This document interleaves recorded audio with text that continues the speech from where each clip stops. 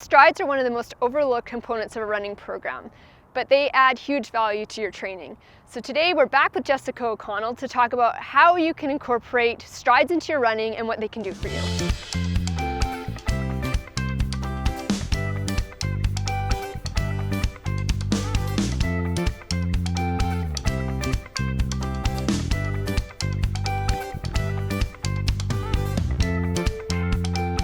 After we do a dynamic warm-up, we usually do a few strides.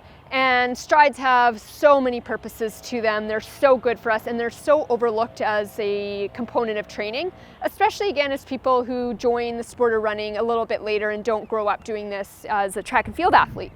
So I know Jess is a huge advocate of strides. So tell me, why do you do strides? So stride is basically faster running.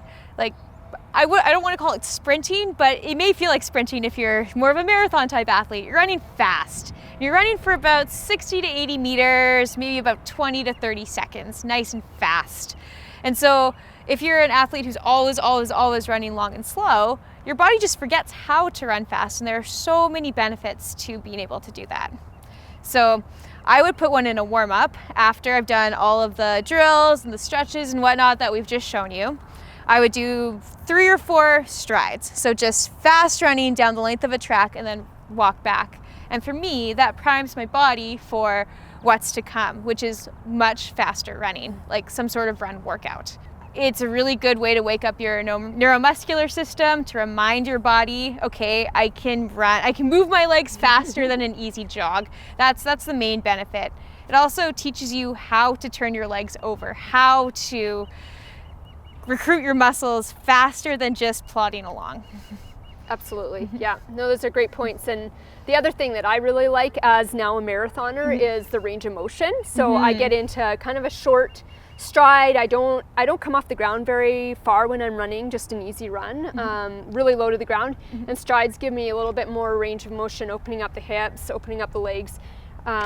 And like you say, activating more muscles, and I actually do feel better at the end. My legs, it helps recover them. It makes them feel kind of like an ice bath without having to stand in cold water. 100%. Like, it always blows my mind after a hard run or even an easy longer run. Sometimes I do a few strides outside of a workout just to recover. And it's the weirdest thing. Running faster makes you feel better, but it 100% does. Yeah.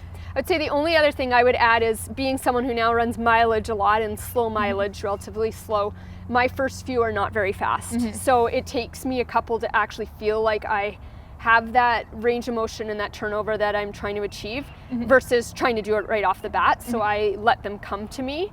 When you're in track mode and running fast multiple times a week, you're maybe primed to go a little bit faster off, from the get-go. Totally. So when you're doing a stride, how fast are you trying to run?